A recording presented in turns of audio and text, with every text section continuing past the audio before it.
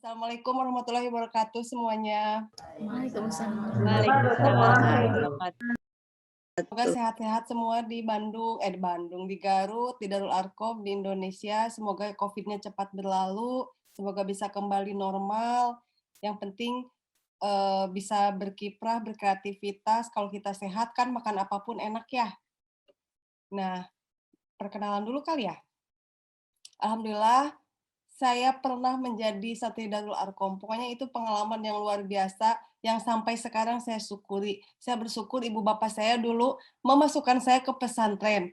Dan pesantren yang dipilih mereka atas berkali-kali searching gitu ya zaman dulu. Akhirnya orang tua menetapkan, oh masukkan ke Darul Arkom di Garut ini. Dan alhamdulillah sampai sekarang Darul Arkom itu selalu ada di hati, di pikiran, bahkan sering ke bawah mimpi gitu kan. Jadi sampai sekarang tuh masih aja suka mimpi sama teman-teman pesantren, masih aja suka mimpi ngantri di kamar mandi, masih suka mimpi ngantri di ruang makan, meskipun sekarang lebih keren. Kalau zaman saya dulu waktu tahun 95 ya saya masuk DA angkatan 6. Tapi ini angkatan berapa ya? Bu Eni mau nanya dulu ini santrinya angkatan berapa ya? 2000 berarti 2000 berapa ya? 30-an kali ya. 30-an. Angkatan 30. Sudah tua kita, Teh Ina. Aduh ya Allah. Jadi ini santri angkatan 30, tapi nggak jauh beda lah ya. Saya 6 itu 30, itu kan cuman angka ya, cuman angka. Ya. Beda kali 5, Teh. Bu Eni juga masih awet muda itu ya. Nah, jadi tahun 95 kalau nggak salah saya lulus SD 95 terus masuk Darul Arkom, SMP itu 97. Nah, jadi dulu 97 waktu SMP bingung nerusin apa enggak kan gitu ya. Jadi ini saya aslinya Bandung. Dari Bandung datang ke Garut untuk pesantren. Kemudian 97 lulus SMP, teman-teman banyak yang memutuskan pindah, tapi saya alhamdulillah tetap memutuskan untuk bertahan akhirnya di Darul Arkom, meneruskan ke MA ya, ke Madrasah Aliyah. Karena saat itu saya tidak punya tujuan, saya bingung mau kemana kalaupun keluar gitu kan. Pinter enggak gitu kan, keluar kayaknya ke negeri, saya nggak keterima kalau teman-teman kan pada pinter, kalau saya enggak biasa-biasa aja lah di Darul Arkom itu, bahkan saya tuh sering ngeselin pembina kayak susah bangun, ngantri ke kamar mandi telat gitu, dan itu jangan diikutin itunya ya. Jadi akhirnya memutuskan untuk lanjut ke Madrasah Aliyah. Jadi itu perkenalan yang awal ya, jadi saya dari Bandung seperti itu akhirnya memutuskan. Terus apalagi sih perkenalan, oh iya, akhirnya SMA tuh lulus kan, Aliyah lulus dari Darul Arkom, nerusin ke UIN Bandung, ngambil jurusan bahasa Inggris. Karena dulu saya memang suka bahasa Inggris. Jadi saya awal suka bahasa Inggris itu di Darul Arkom malah. Nggak ada basic sama sekali tentang bahasa. Kan ada Yaumulugoh ya, bahasa Arab, bahasa Inggris.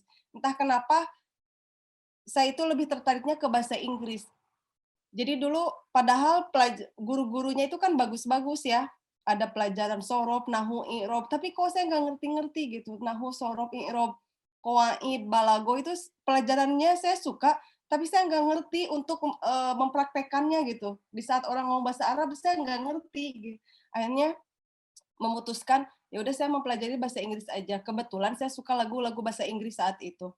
Jadi sering kalau ngedengerin lagu bahasa Inggris penasaran artinya apa, saya suka artikan, cari di kamus, ya gitu aja ngulik sendiri.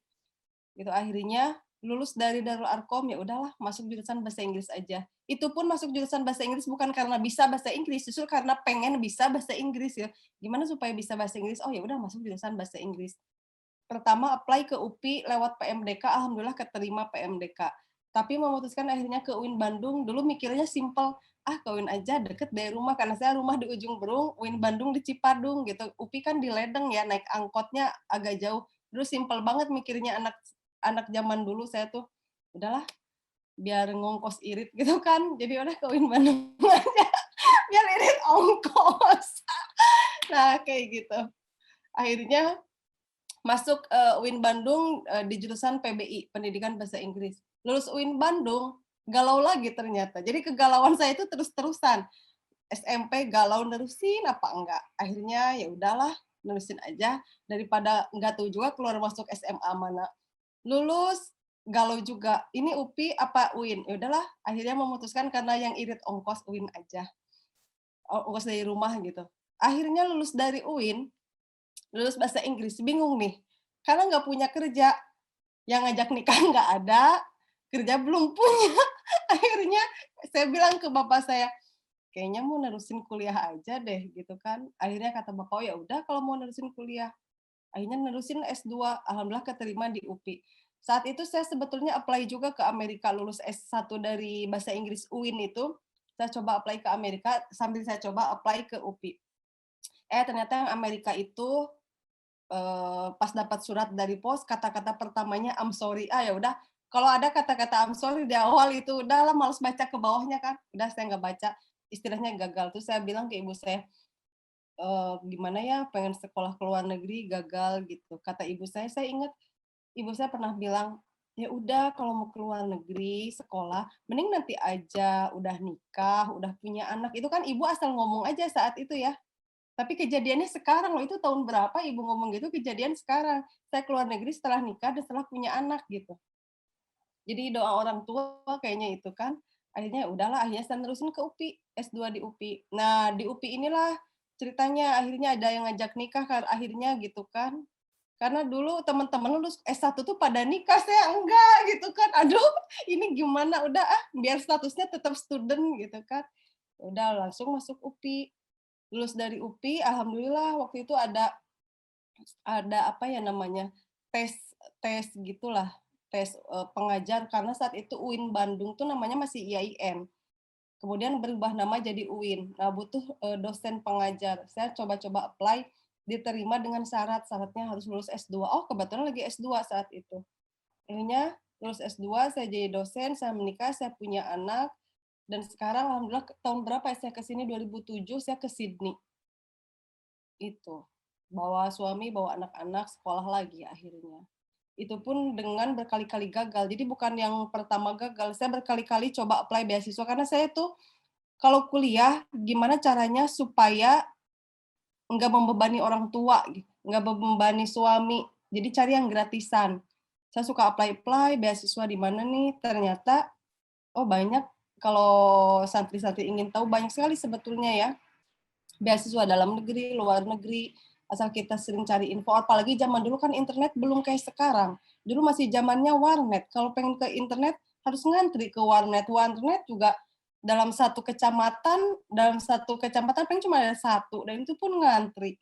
Kalau sekarang kayaknya internet kan gampang ya. Kayaknya harusnya lebih gampang kayaknya anak-anak zaman sekarang tuh ya dibanding anak zaman dulu. Zaman dulu kan terbatas informasi gitu. Jadi kayak gitu. Itulah sekilas tentang saya, akhirnya bisa ada di sini sekarang. Udah itu perkenalan untuk awal. Seperti itu Teh Reni. Akhirnya sampai saya ada di sini dari awal saya di Darul Arkom. Nah, jadi Darul Arkom adalah awal yang membuat saya menyukai bahasa Inggris sampai saya sekarang bisa ada di sini gitu. Berkat waktu saya pesantren di sana. Keren. Tadi ada kata-kata Teh Ima yang saya garis bawahi ya. Masuk kuliah itu pengen bisa, bukan karena sudah bisa. Nah, ini sesuatu yang sangat bagus gitu. Karena kebanyakan anak-anak itu nyari aman gitu. Tidak mau mencoba sesuatu yang baru gitu ya. Nah, Teh Ima sekarang dari tadi kan ada beberapa tahap kegalauan nih Teh Ima. Nah, bagaimana sih Teh Ima akhirnya memilih itu dengan sangat cermat, kemudian tahu konsekuensinya seperti apa dan tidak menyesal sama sekali gitu. Silakan Teh Ima berbagi kepada kami Teh Ima. Oh iya, saya tuh orang yang sering galau dulu zaman ABG. Zaman ABG. Jadi di Darul Arkom itu alhamdulillah saya punya pembina, saya punya teman yang selalu support. Kan kita kalau waktu pesantren curhat itu bukan ke keluarga, malah ke teman kan. Orang teman kok yang tahu kita dari awal bangun sampai tidur lagi. Jadi masa ABG itu dihabiskan yang di pesantren. Yang tahu kegalauan saat ABG, yang tahu masalah anak puber, anak yang lagi puber, ya teman-teman dan pembina kan. Orang tua ya di Bandung nggak tahu apa-apa, yang penting mereka mah tahu anaknya sehat, anaknya baik, alhamdulillah. Tapi kan kegalauan anak ABG yang lagi puber, yang lagi mencari apa ya, jati diri.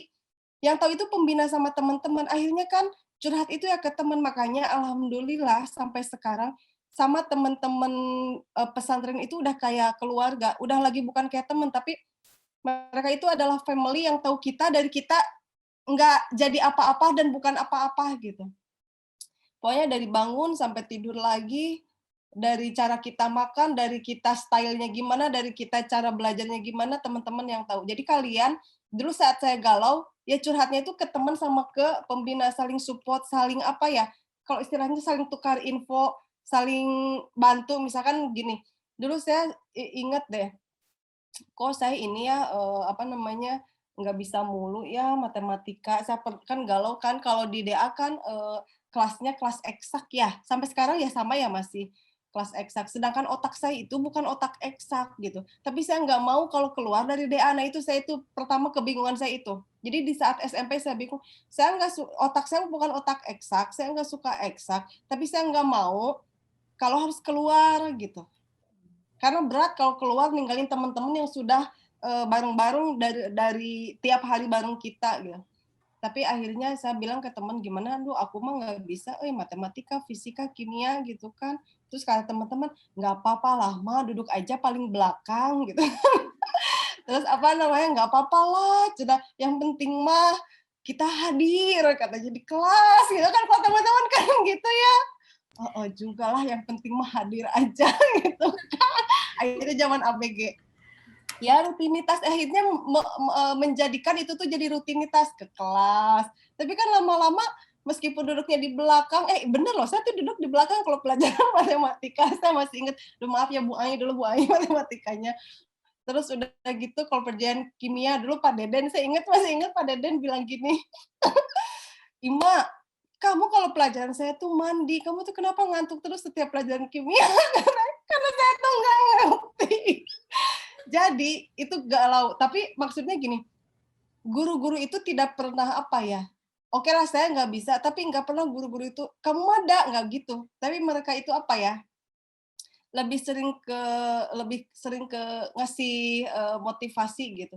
"Ya udah makanya cenah, kamu tanyalah ke teman kalau nggak ngerti apa-apa," gitu. Terus teman juga kan nggak pelit kalau di sini, kalau nanya gampang lah ke mereka mah diterangin gitu. Jadi itulah yang membuat saya, bertahan. Jadi di saat galau curhat ke teman, teman ngasih masukan, begitu pula teman ya itulah. Jadi istilahnya gini ya, kita itu kan makhluk sosial, nggak bisa juga sendiri ya. Memang kita curhat ke Allah ya istilahnya, eee, istikharah itu mah iya tetap dilakukan kayak istikharah, tapi ada hal-hal lain yang, misalkan saling sharing info kayak gitu. Jadi ke teman si Teh Reni, kebanyakan sama ke pembina. Dulu, pembina saya itu kan ganti-ganti ya, jadi sering cerita, "Aduh Ibu gimana ya bagusnya?" Kayak gitu-gitulah. Jadi lebih ke ya istikharah mah iya, tapi ada, cari info kan usaha juga ada ya. Kalau saya sih dulu pengalaman sering ke temen, sering ke pembina, karena memang mereka yang tahu, saya seperti apa orangnya. Ya kan? Anak ABG itu kan begitu, emang labil, mencari jati diri. Sampai ke bawah-bawah suka sepak bola itu kan di Darul Arkom juga. Saya suka sepak bola di Darul Arkom ke Real bawah-bawah. Madrid ya Teh, Real Madrid ya. Oh dulu aku sukanya AS Roma tuh, Oh, Francesco AS Roma. Totti, AS Totti, Roma. Totti. Itu gara-garanya ya itulah namanya temen, nonton bola yuk, ke bawah, nonton ini yuk, ke bawah, kan gitu kan namanya anak ABG. Tapi itulah alhamdulillah sampai sekarang, temen itu sebagai support system sampai sekarang karena silaturahim tetap terjaga, sampai sekarang sama teman-teman Darul Arkom itu sudah istilahnya kalau bahasa Sundanya udah nggak asa-asa lah sama mereka mah. Jadi apapun kita, itu bukan jadi penghalang, mau jabatannya apa, mau apa namanya, mau gelarnya apa, atau mau jadi apapun dia, kalau udah kumpul sama teman Darul Arkom, itu tuh udah nggak beda, kita tuh ya sama aja gitu.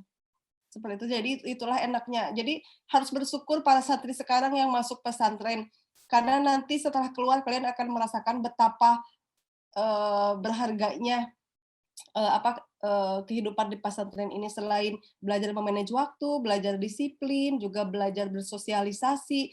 Ini terutama manajemen waktu yang bangun dari jam 4 subuh, belajar dari jam 5 subuh, itu kalian kalau udah keluar, di saat harus mengerjakan tugas yang numpuk, udah biasa kalau santri DA, orang dari jam 5 kita mau udah masuk kelas, saya ingat deh pas kuliah, tugas kan banyak.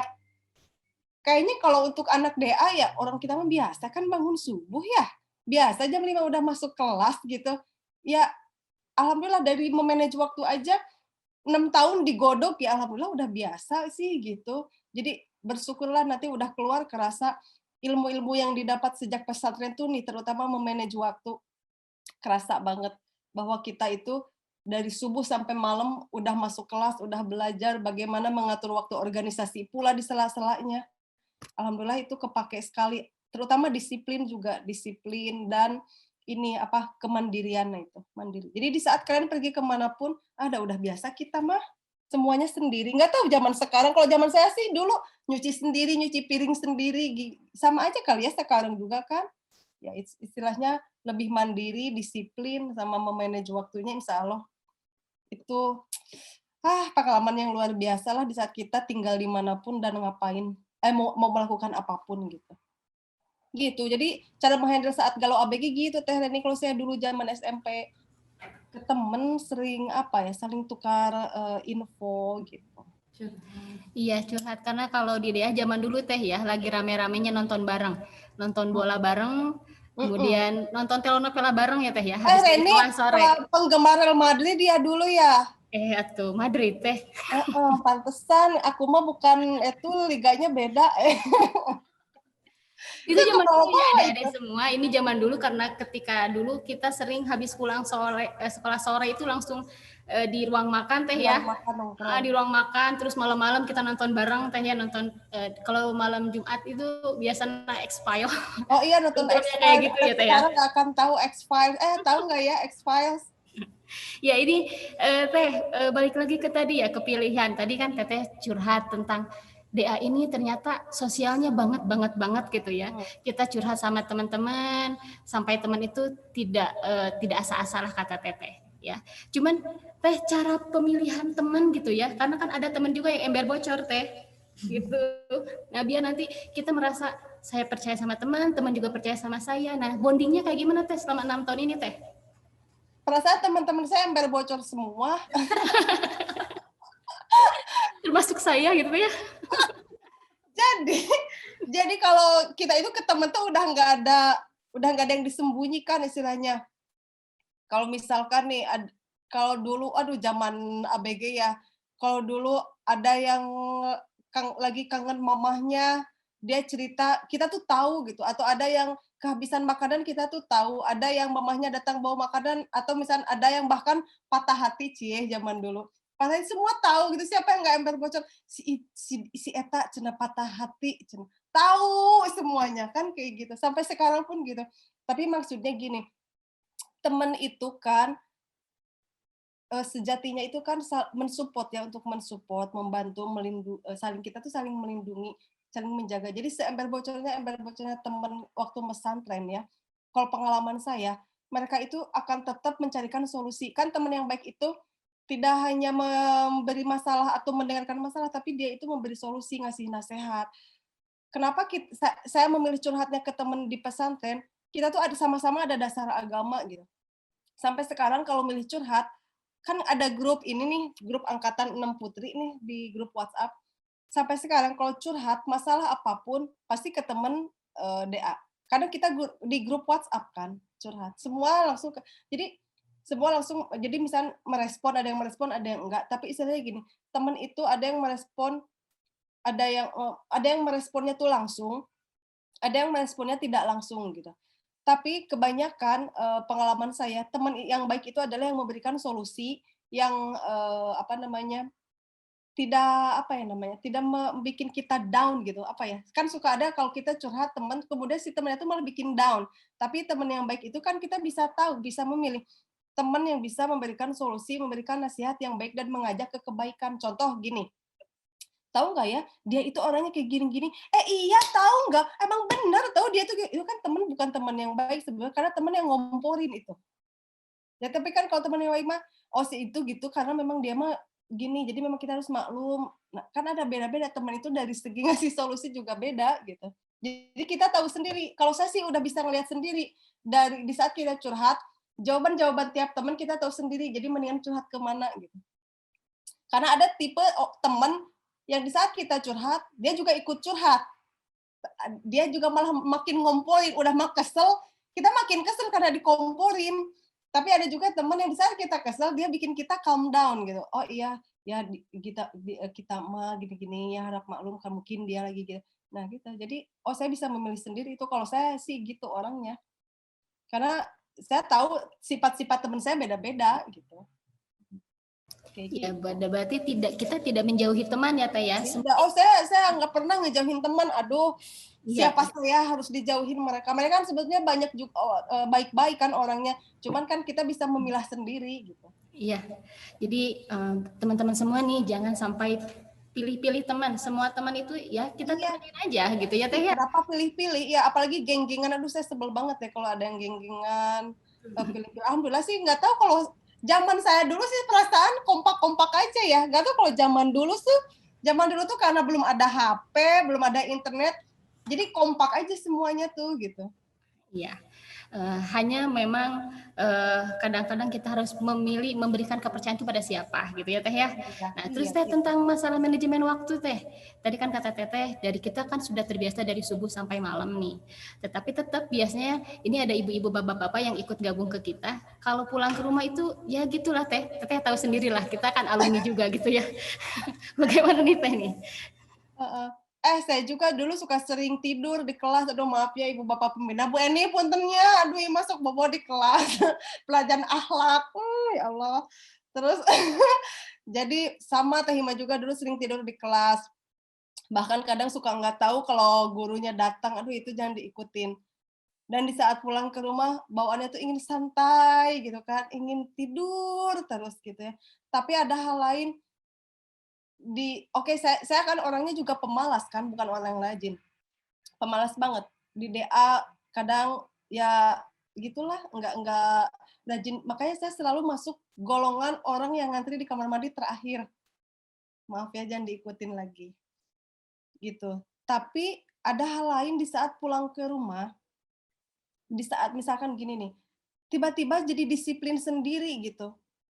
Nggak tahu ya kalau saya dulu gitu, tiba-tiba di dalam memanage waktu tiba-tiba disiplin sendiri. Kayak misal gini, oh ya jam segini saya mau ke sini, habis ini saya gini, habis ini saya gini. Nah, itu membuat plan sendiri gitu. Itu kayak otomatis karena biasa di DA jam 4 bangun, jam 5, setengah 5 berjamaah ke masjid, jam 5 sekolah, jam segini makan. Jadi di rumah itu meskipun leyeh-leyeh, males-malesan, tapi ada waktu yang kita otomatis sendiri, oh iya jam segini saya makan, habis makan saya mau ke sini. Jadi udah ada otomatis di saat melakukan sesuatu tuh kayak terplan gitu. Karena mungkin udah kebiasaan, tapi orang juga beda-beda. Saya termasuk unorganized person yang kalau melakukan sesuatu kadang nggak dipikir dulu, saking unorganized-nya ya. Orang kan ada yang rapi gitu kan, organize banget planning-nya. Kalau saya sebetulnya planning saya sebetulnya acak-acakan, tapi kayak otomatis, oh iya gitu kan, kan kebiasaan di DA gitu, kayak gitu. Dalam memanage waktu, terutama itu kerasa saat lagi kuliah. Karena kuliah saya ikut organisasi, nah itu, organisasi saat kuliah, banyak mahasiswa yang nggak ikut organisasi, jadi pilihan mau ikut organisasi atau enggak di saat nanti kuliah atau keluar. Nah, saya lihat kalau teman-teman DA ya orang-orang DA pasti keluar itu berorganisasi karena apa? Udah kebiasaan. Jadi di saat berorganisasi kayak apa ya namanya? Kayak kita di DA juga biasa memanage waktu. Oke, berorganisasi dari jam 1 sampai jam 3 atau nanti masuk lagi habis asar gitu. Nanti itu tuh akan terini sendiri gitu. Terpancing sendiri. Jadi di saat organisasi saya kerasanya pas kuliah, ya harus ngatur tugas, ya harus ngatur jadwal kuliah, tapi gimana caranya bisa berorganisasi di kampus dan di luar kampus. Nah itu tiba-tiba kita bisa memanage sendiri. Oh ya, saya kuliah sampai jam 12, setelah itu saya berorganisasi. Kalau anak DA mah kayaknya untuk urusan organisasi insya Allah gampang lah. Udah biasa sih di DA diajarkan manajemen waktu. Lihat kakak kelas banyak yang sukses lah kayak Kang Irfan Amali kalau yang terkenal tuh contohnya. Dia kan awalnya dari sukses berorganisasi atau teman seangkatan saya ada Kang Apep, Kang Danang, Teh Nina. Itu kan orang-orang yang dulunya Kang Dede Kurniawan itu orang-orang yang bagus dalam berorganisasi. Saya belajar dari mereka juga. Seperti itu. Jadi kayaknya otomatis Teh Reni ya kalau anak DA keluar berorganisasi itu kayak kayak udah biasa. Ini pengalaman dari yang teman-teman lain juga ya. Meskipun di DA-nya kayak saya males-malesan gitu, tapi di saat berorganisasi, kayaknya gitu. Padahal kan saya bukan orang yang pinter di DA. Kayak gitu. Saya mah pemalas lah dulu di DA. Aduh ya Allah, maaf banyak dosa ini juga. Mau minta maaf. Kebanyakan jadi organisatoris ya Teh, baik itu aktif ataupun pasif gitu ya Teh ya. Iya betul. Iya, Teh tadi Teteh kan bilang Teteh unplanning gitu ya, orang yang tanpa planning, tetapi tetap bisa menentukan ini nih saya harus ke sini, walaupun acak sistemnya gitu ya. Berarti kan itu sudah terbangun dengan sendirinya. Artinya Teteh sudah punya kemandirian, gitu ya, kemandirian dari pondoknya. Nah ini bagaimana Teh cara mengasahnya Teh biar nanti teman-teman adik-adik kita juga pulang ke rumah tidak hanya berdiam diri di kamar aja gitu Teh. Ada planning-planning yang mungkin jangka pendek atau jangka panjang atau hanya hari ini aja minimal mereka punya gitu Teh.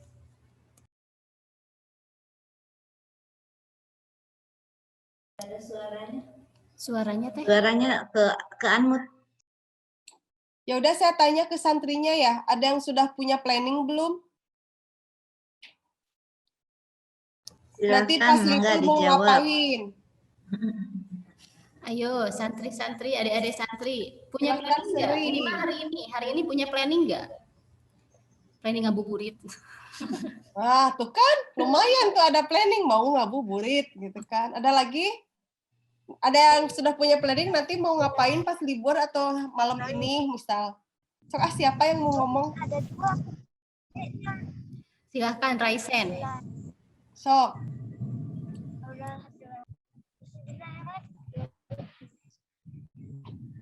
Silakan jangan malu-malu, mangga. Ya masa malu kan kita mah sama-sama santri atuh. Sama-sama senasib, seperjuangan, sepenanggungan.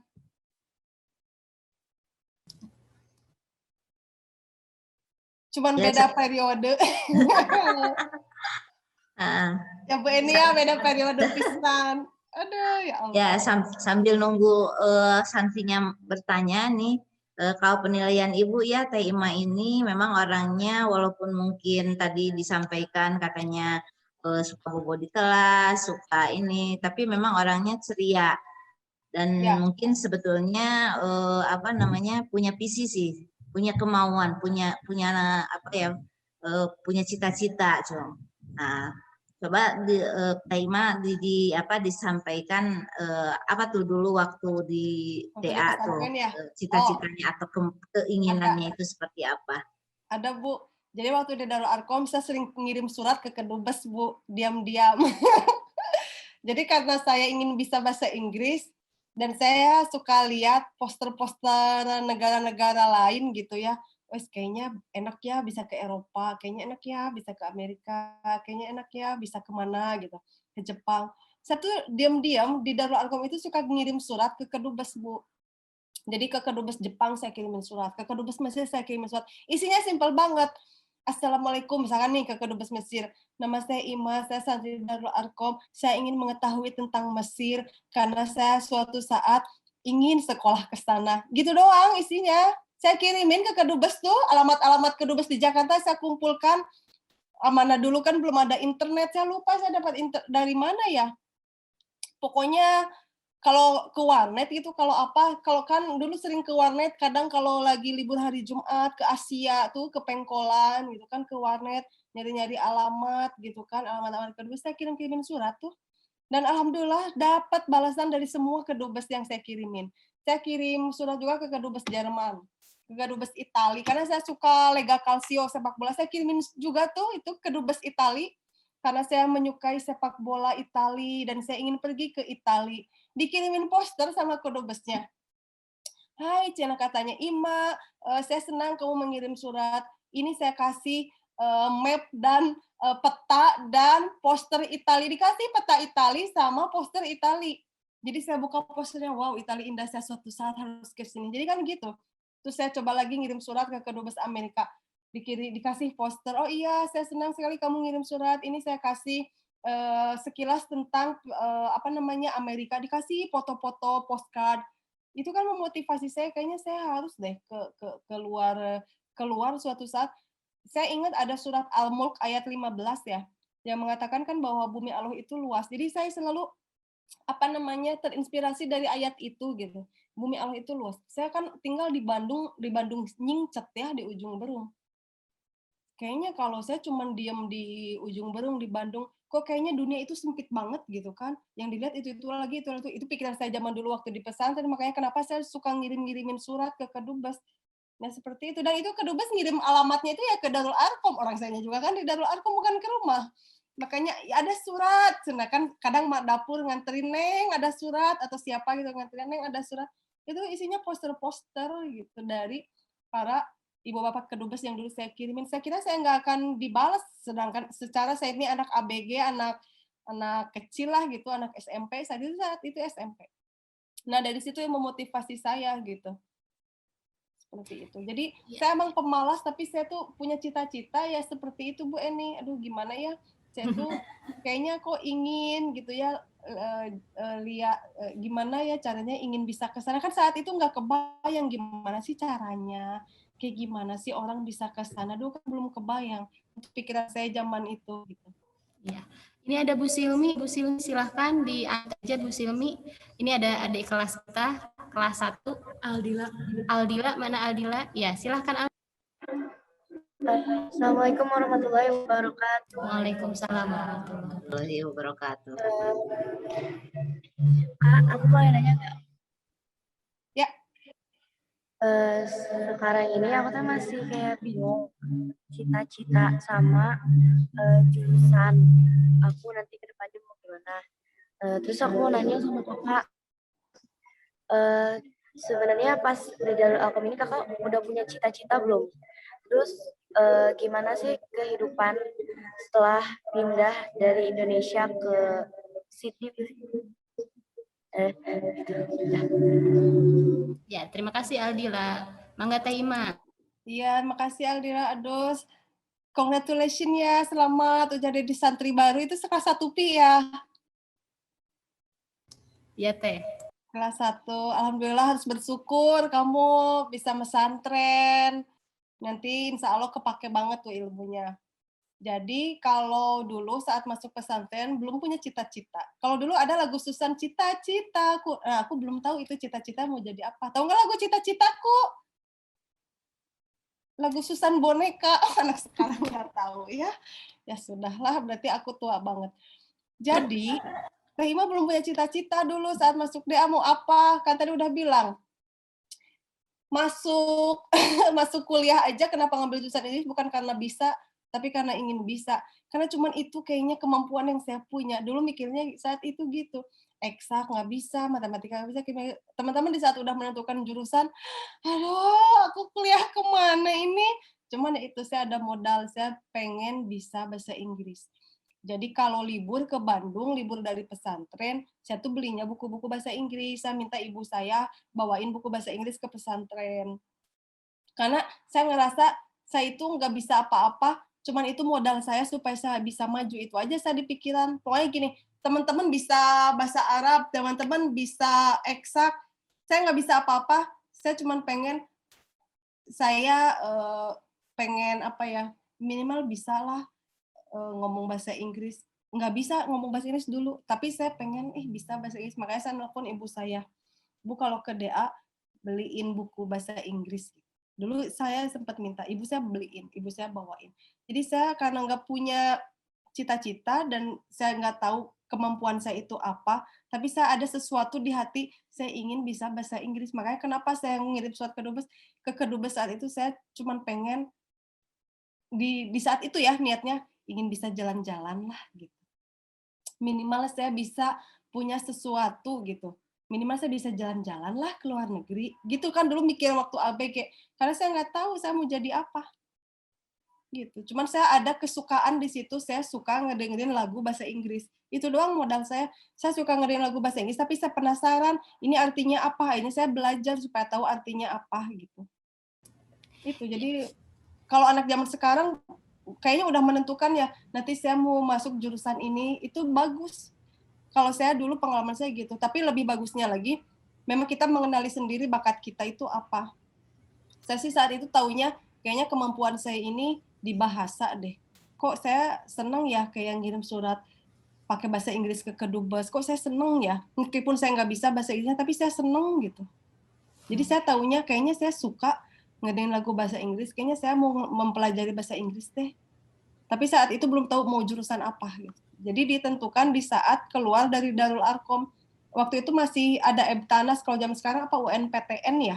Nah saat itu akhirnya diputuskan pas mau tes masuk universitas, saya kan masih bingung. Saat teman-teman udah ngomong, saya mau akuntansi, saya mau ke ITB jurusan ini, saya mau ke Unpad jurusan HI, saya mau ke apa gitu. Ke UPI, Unpad, banyaknya ada UMY, UGM, UMM. Saya saat itu bilang ke ibu saya, nggak tahu ya Bu mau jurusan apa gitu kuliah, tapi saya suka bahasa Inggris gitu dan pengen bisa. Ya udah, akhirnya itu aja kata ibu, ya udah cobain aja ya coba kayak gitu. Jadi bagusnya memang ditentukan dari sekarang. Cuman kita mengenali dulu bakat kita tuh apa ya kira-kira. Kalau Teh Ima dulu ngerasanya gitu sih, kayaknya saya suka bahasa Inggris deh. Ngerasanya gitu dulu gitu. Tapi kalau menentukan jurusan saya itu belum. Cuman baru ngerasa suka gitu. Pengen jalan-jalan ke luar negeri, baru sebatas itu. Nah, terus dari Indonesia ke Sydney, sebetulnya nggak banyak beda aja. Karena di saat saya ditetapkan harus pindah ke Sydney gitu kan, dapat beasiswa, saya searching dulu di Bandung. Nah, di mana kira-kira di Sydney perkampungan Muslim. Karena namanya tiap negara pasti ada perkampungan Muslim. Sama kayak ada perkampungan Cina, Chinatown ada di mana-mana ya. Sama Muslim Village juga pasti ada perkampungan Muslim, itu pasti di tiap negara ada. Jadi di saat saya diterima beasiswa, sebelum saya pindah ke Sydney, saya searching dulu di Bandung. Di mana kira-kira di Sydney perkampungan Muslim. Akhirnya dari internet saya dapat info, katanya daerah Lakemba adalah perkampungan Muslim di Sydney. Jadi saya cek di map, Lakemba itu dekatnya daerah apa. Saya tinggal di daerah Punchbowl. Oh, Lakemba dekatnya Punchbowl, Bankstown, Belmore gitu. Saya kemudian, karena saya nggak punya teman yang bisa saya kontak di Sydney, saya bermodalkan info dari internet aja gitu. Oh, oke. Kalau gitu, saya bilang ke suami, kita pindah ke Sydney, tinggal di daerah Lakemba gitu, daerah perkampungan Muslim. Jadi kita harus planning juga di saat mau pindah ke luar negeri biar biar adaptasinya enggak terlalu berat. Kita cari info dulu. Akhirnya saya memutuskan tinggal di daerah Muslim karena saya kan bawa anak. Anak saya kan harus bisa ngaji juga ke madrasah biar tetap bisa ngaji, biar di sekolahnya mereka tetap punya teman-teman yang Muslim juga. Kemudian yang penting kan biar makanan halal gampang didapat. Yang namanya tinggal di minoritas, yang Muslimnya minoritas, kadang makanan halal susah, tapi kalau di perkampungan Muslim insya Allah gampang. Jadi seperti itu, sehingga adaptasinya nggak terlalu sulit karena kebetulan alhamdulillah di sini Muslimnya banyak dari berbagai negara, kebanyakan dari daerah Timur Tengah ya, Arab, Libanon kayak gitu, Jordan. Jadi di sini banyak juga yang ngomong bahasa Arab. Saya nyesel dulu kenapa nggak belajar bahasa Arab juga ya, tetangga saya pada ngomong bahasa Arab, ternyata banyak di sini gitu. Seperti itu. Jadi insya Allah nanti tadi siapa namanya yang nanya? Aldila. Ya, nanti Adila insya Allah akan kebayang sendiri kok. Adila sukanya apa sekarang? Suka pergi jalan-jalan juga sih. Jalan-jalan. Hayu atuh kita jalan-jalan. Ditunggu ya. Insya Allah Terima doakan semoga cita-citanya tercapai ya. Semoga nanti bisa jalan-jalan juga ya. Amin. Taima, Semangat sekarang belajarnya. Ya, Taima kan tadi katanya Taima kan waktu di DA kan belum ada cita-cita atau penentuan minat dan bakat karena memang dulu waktu zaman Taima tuh nggak ada BK, belum ada BK ya. BK-nya merangkap pembina. Saya aja. Tapi alhamdulillah ya Bu ya. Alhamdulillah anak-anaknya tuh ya Bu ya. Tapi alhamdulillah kalau sekarang ada BK ya insya Allah sarana prasarana itu untuk di DA sekarang udah sedikit-sedikit udah dilengkapi. BK-nya kan Ibu Dian Hadiati. Alhamdulillah. Jadi inilah insya Allah gitu ya. Jadi untuk anak-anak nanti pembimbingan untuk minat dan bakat itu ada di BK, di samping mungkin curhat sama pembina dan lain sebagainya gitu ya. Mungkin bisa lebih ini lagi, bisa lebih terarah lagi. tidak terarah aja, alhamdulillah ya Teh Ima bisa. Alhamdulillah ya Bu ya. Apalagi insya Allah berarti anak-anak sekarang akan lebih maju Bu Eni karena sudah terarah. Doanya ya. Amin, insya Allah, amin. Iya, segini malesnya aja sudah bisa ke sana. Apalagi kalau adik-adik atau anak santri DA yang sekarang itu tambah rajin, tambah bagus Nah ya. itu betul Bu Eni. Silakan yang lain anak-anak sayang menggunakan kesempatannya sama Teh Ima. Ya. Jadi jangan minder, kalian itu jangan minder, saya nggak bisa apa-apa, nah nggak boleh minder intinya. Toh Teh Ima juga dulu begitu, tapi kan jangan minder, jangan pesimis, dan harus tetap pede. Makanya kalau Teh Ima mah tetap ceria aja lah gitu. Maksudnya tetap pede aja. Oke, aduh saya nggak bisa ini, kemudian nggak jadi nggak pede, nah jangan sampai gitu. Tetap pede, tetap cari kita tuh sukanya apa. Jadi di saat nggak bisa ini, oke kita bisanya apa. Di saat ini nggak bisa, di saat ini nggak suka, nggak bisa, oke sukanya apa, bisanya apa. Jadi jangan sampai nggak pede, jangan sampai jadi apa ya, bikin kita jadi minder gitu. Jadi Dari kelas 1 lagi nih, silahkan. Silahkan. Namanya Naswa. Nashwa, mana Nashwa? Sini Nashwa, silahkan. Teteh boleh nanya? boleh atuh. Teteh kan tadi bilang sebelum Teteh masuk DA tuh Teteh gak punya cita-cita. Akhirnya pas Teteh di DA, Teteh nemuin bakat dan minat Teteh di Teteh suka bahasa Inggris gitu kan. Iya. Naswa pengen nanya, gimana sih caranya kita nemuin jati diri kita di sini? Gimana sih cara kita nemuin bakat kita, nemuin minat kita gimana? Kadang saya tuh suka iri ngeliat orang yang udah nemuin bakatnya, terus bisa ngembangin bakat dia gitu. Makasih. Ciri remaja Teh, mencari jati diri. Silahkan Teh Ima, bagaimana jati dirinya sudah ketemu Teh Ima? Alhamdulillah sekarang sudah ketemu. Saya sama kayak kamu deh. Dulu saya juga sama, masih pencarian jati diri dan bingung. Saya itu mau jadi apa? Saya tuh arahnya kemana? Saya itu sukanya apa gitu. Sama saya pernah merasakan di posisi kamu saat itu. Apalagi zaman masih kelas 1, awal masuk DA, perasaan itu kan kayak jauh dari orang tua, aku sendirian, meskipun teman banyak, sebetulnya pembina juga banyak di situ memperhatikan juga kita, teman juga sama, terus kakak kelas, adik kelas gitu kan. Tapi kan kayaknya beda aja, it's not home gitu. Tapi lama-lama kan kita merasa, oh Darul Arkom itu adalah our home.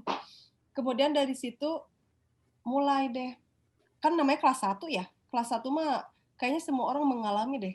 Kita banyak galau, banyak kesedihan, ada yang ngerasa dibuang gitu kan, ada yang serasa kenapa aku dipesantrenkan, mah papa emang nggak suka apalah gitu, suka lebay lah gitu mikirnya zaman dulu tuh. Tapi seiring berjalannya waktu, karena saya mulai tiba-tiba kenapa memutuskan bukan memutuskan ya, tiba-tiba saya ngerasa kayaknya saya menyukai bahasa Inggris itu kelas 2 kalau nggak salah. Karena saya mulai mengirim surat ke Kedubes itu kelas 3 SMP, 3 MTS. Jadi awal kelas 1 sama, saya masuk namanya juga lulus SD atuh ya. Lulus SD, kurang info zaman dulu atulah nggak kayak zaman sekarang. Ya kayak gitu. Mulai kelas 2 di Darul Arkom itu kan ada pelajaran bahasa Inggris. Nah, itu mulai kelas 2. Saya kok seneng pelajaran bahasa Inggris gitu.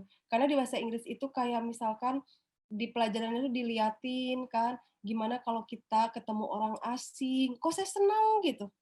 Nggak tahu ya, itu saya ngerasanya gitu. Jadi kalian silahkan kenali aja kalian sukanya apa. Gitu. Ada yang sukanya olahraga, oh mungkin saya emang bakatnya di olahraga. Gitu. Kayak gitu. Kalau saya kok ngerasa pas kelas 2 pelajaran bahasa Inggris, kok saya seneng ya. Kayak gitu. Iya, Teh ini ada pertanyaan nih Teh. Bagaimana cara memantapkan hati jika ternyata pilihan kita tidak sesuai Teh? Gimana Teh? Memantapkan hati tapi tidak sesuai kumahanya Ketika maksudnya. pilihannya tidak sesuai, misal nih, ini kan di sini ada kelas 1, kelas 2, kelas 3. Kelas 3 kan pasti masih galau di DA apa enggak, di DA apa enggak. Kan nanti banyak godaan setan gitu ya. Nah, ini gimana caranya biar memantapkan hati gitu. Dengan kalau pesan saya mah udah istihoroh aja, memantapkan hati sambil kita juga dilihat kira-kira baik buruknya gimana. Kan kita anak SMP kelas 3 mah udah bisa lihat ya baik buruknya gimana. Kalau saya sih ngerasa kayaknya di Darul Arkom lebih baik buat saya. Jadi kalau saya sih menganjurkan mendingan tamat aja sih 6 tahun kalau saya ya. Tapi kan itu bebas pilihan kembali ke masing-masing. Karena apa ya namanya? Kan pelajaran agama mah landasan ya. nanti jadi apapun kita terserah lah kalau udah di luar, tapi kan ada ada landasan agama di diri kita gitu ya, dan itu akan terpegang terus. Kalau saya anjurkan sih kayaknya zaman sekarang itu nggak tahu, apalagi zaman yang kayaknya kok orang makin bebas menurut saya gitu ya. Tapi kalau di pesantren istilahnya kehidupan itu lebih terjaga kalau kata saya. Malah saya ingin anak saya tuh pesantren aja lah sampai beres, sampai SMA gitu kalau saya. Karena saya sekarang punya anak kelas 1 SMP. Pengennya sih masuk pesantren, tapi kan sayanya ada di sini. Jadi anak saya SMP-nya di sini gitu. Tapi kalau ke Indonesia saya mau masukkan ke pesantren dan dianya pun udah mau gitu. Jadi emang kegalauan pasti ada, tapi lihat aja manfaat dan madorotnya aja. Kira-kira kalau misalkan keluar, kira-kira seperti apa? Harus siap dengan segala konsekuensi dan resiko. Dan kalaupun diteruskan, harus siap juga dengan segala konsekuensi dan resiko. Jangan sampai kita ngerasa, aduh saya salah mengambil keputusan. Enggak kok, sebetulnya kan tidak ada yang kebetulan ya dalam hidup ini. Insya Allah yang kita tentukan itu, kalau kita melibatkan Allah, insya Allah itu yang terbaik sih. Karena belum tentu menurut kita baik, kata Allah baik. Kalau saya sih percaya itu. Misalnya saya salah, tapi saya percaya kayaknya emang ini sudah ketetapan Allah, dan pasti kalau kata Allah harus begini, ya pasti begini. Kayak gitu. Kalau saya sih percayanya gitu. Pasti kalau melibatkan Allah mah insya Allah tidak akan menyesal, tidak akan salah, karena Allah lebih tahu yang terbaik. Kalau kata saya mah sok aja istihoroh, tapi lebih dianjurkan mending juga terus lah gitu. Iya, asal Dengan taulah kondisi di luar seperti apa, mungkin sekarang ya anak-anak SMA kayaknya gitu. Nggak tahu ya, tapi kembali ke masing-masing, silahkan aja pokoknya lihat manfaat madorotnya, serahkan ke Allah. Allah lebih tahu yang terbaik sih. Lihat ini aja lu juga hati juga kan ya, kadang kita bisa ini juga ya. Ya Teh, ini ada pertanyaan lagi Teh dari Safana Rauda. Ibu bagaimana cara untuk menyukai bakat dan cara untuk mengembangkan bakat? Kalau menyukai bakat, mengembangkan bakat, kan sebetulnya kita harus mengenali dulu bakat kita apa ya. Nah, kemudian contoh misalnya gini, ada orang yang senangnya tuh ngegambar. Saya punya teman waktu di pesantren itu, di DA itu, malah teman sebangku saya, dia senang ngegambar gitu, karikatur, ngegambar. Kemudian gimana dia mengembangkan bakatnya? Ya dia ini aja, zaman dulu ya, dia sering ini aja, lihat-lihat bagaimana gambar-gambar hasil karya orang yang sudah terkenal gitu. Jadi kita belajar otodidak sendiri. Tapi kalau sekarang kan caranya banyak, ada yang ikut seminar, ada yang ikut Zoom meeting juga tentang itu. Misalnya ada yang berbakat, contohnya bakat apa ya? Yang lagi ngetren sekarang bakat apa ya? Atau ada yang berbakat apa ya di sini ya? Ada yang di sini berbakat atau berbakat bahasa gitu ya, berbakat melukis gitu ya. Nah, itu kan banyak pelatihan-pelatihannya, kalau zaman sekarang saya lihat baik pelatihannya online ataupun offline, buku-bukunya banyak. Jadi untuk mengembangkan bakat mah banyaklah caranya. Toh zaman dulu aja teman saya yang suka ngegambar, dia suka searching, dia suka cari-cari cara, "Duh gimana orang lain kalau ngegambar yang bagus tuh kayak gimana ya?" Dia beli bukunya ke pengkolan, ya itulah mengembangkan. Jadi terus nanya-nanya sama yang lebih bisa, kayak gitu-gitu. Ya, ada lagi nih Teh, chat dari Zahira. Assalamualaikum Ibu, mau tanya, misalnya kita tuh udah punya rasa suka sama sesuatu, tapi kita teh nggak pede. Cara kita bisa pede dan ngembangin sesuatu yang kita suka gimana Bu? Terima kasih. Silahkan, ini Zahira. Yang membuat nggak pedenya tuh kenapa ya gitu, saya tuh kadang suka mikir juga, kenapa kamu nggak pede gitu. Jadi kan kadang gini ya, orang nggak pede karena takut salah. Itu yang pernah saya tanya, kenapa kamu nggak pede? Karena takut salah, saya pernah nanya. Jadi kenapa harus takut salah? Nah itu pertanyaannya. Jadi sebetulnya gini, kita itu kan kadang belajar itu malah dari kesalahan. Jadi jangan takut salah, karena bisa jadi kita belajar dari kesalahan. Pede aja, mau diketawain juga, ya nggak apa-apa, namanya juga kita belajar. Saya juga ngomong bahasa Inggris banyak salah, kadang diketawain, ya nggak apa-apa lah, emang masih belajar kok, tapi kita akan belajar dari kesalahan itu gitu. Jadi jangan takut salah, pede aja lah, nggak apa-apa, biarin jadi gitu. Ya, ketika kita nggak pede gitu ya, atau sebaliknya ketika kita pede, kita bisa satu ngembangin bakat, yang kedua kita melatih emosi kita juga ya Teh ya. Iya, bagaimana mengontrol emosi loh, bener di saat diketawain orang, saya sering kan diketawain orang karena salah ngomong bahasa Inggris misal, itu kan melatih emosi juga loh. Nah, ini ada lagi Teh dari Nabila. Nabila, apa arti sukses bagi Ibu? Karena arti sukses bagi tiap orang kan pasti berbeda. Apakah saat ini Ibu sudah merasa sukses? Oh, jauh dari sukses. Karena sukses buat saya mah inget deh, dulu saya pernah ngedengerin ceramah Agim, terus Agim bilang kesuksesan itu adalah di saat kita bisa memberikan manfaat untuk orang. Saya mikir, saya udah memberikan apa ya untuk orang gitu. Jadi kan kesuksesan itu jangan dilihat cuma dari materi, dia punya rumah bagus, dia punya mobil bagus, dia punya gelar banyak, ngajejer gitu. Enggak. Tapi kan kesuksesan itu jadi apapun kita, di saat kita bisa memberikan manfaat ke orang, apapun kita gitu, itulah sukses. Di saat kita bisa membahagiakan orang. Malah saya suka mikir, aduh umur saya sudah segini, saya udah bisa ngasih manfaat apa ya ke orang, kayak gitu. Jadi harus pede, jadi apapun kalian, yang penting bisa memberikan manfaat untuk orang lain, itulah sukses kalau buat saya. Oke, tinggal 4 menit lagi kita Teh ya. Ini the last question dari Azwan. Assalamualaikum Bu, saya mau bertanya, Teteh pernah nggak merasa terbebani oleh satu pelajaran? Kalau iya, pelajaran apa dan kenapa? Emang di DA maksudnya? Ya di DA Teh. Jangan-jangan kita sama Teh bebannya. Jangan bilang-bilang ya. Saya tuh nggak bisa ini sorof, nahu, i'rob. I'rob paling berat, itu i'rob paling berat. Iya, jadi saya nggak bisa pelajaran i'rob. Jadi di rapot saya dulu i'rob merah. Tapi nggak apa-apa lah, bervariasi rapotnya warna-warni. Jadi gitu. Okay. Jadi bukan beban ya, tapi ya gitulah. Jadi kalau pelajaran i'rob tuh, aduh kenapa sih nggak bisa-bisa gitu. Tiap pelajaran pasti punya ini ya Teh ya, punya value tersendiri gitu ya, punya nilai tersendiri. Mungkin kita bisa, mungkin enggak, tapi yang penting kita nggak pernah menyerah. Itu poinnya ya adik-adik. Kayak ini kita sudah mau di ujung acara ya. Terima kasih kepada pemateri kita, Teteh Ima, Teteh Anugerah Imani. Semoga nanti kapan-kapan Teteh bisa langsung share di Darul Arkom Teh sambil ketemu langsung tatap muka gitu ya. Ya kangen sumpah ke Darul Arkom. Ya Allah mudah-mudahan sukses, sarehat ya semuanya. Maaf kalau saya dulu banyak salah. Terima kasih untuk Darul Arkom yang sudah membuat saya seperti ini. Oke. Terakhir mungkin saya ambil kesimpulan sedikit saja.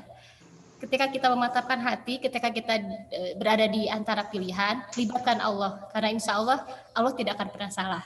Asa takrahu sayyi'an wa huwa khairul lakum wa asa an tuhibbu sayyi'an wa huwa syarrul lakum. Itu mungkin ya adik-adik sekalian. Terima kasih Teh Ima sharingnya. Nanti kita bisa sharing-sharing lagi.